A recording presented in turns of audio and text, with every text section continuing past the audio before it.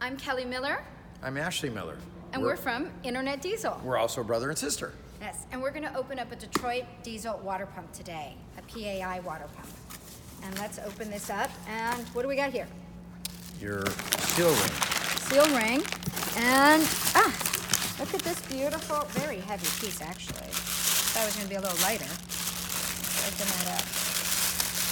Pull this out. Oh, got a fan in there. So this is obviously a cooling mechanism.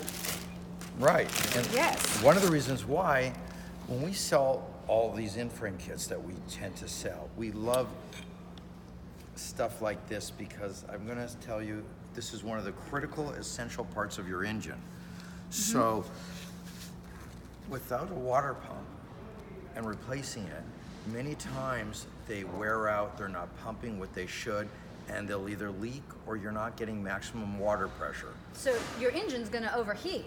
Exactly. Right, so you want to use this to cool your engine. Right, and that's why it's so important when you're buying a complete in-frame kit to add something so small as this. Buying a new one, not using your No, old one. absolutely not. So Yep. that when you put your new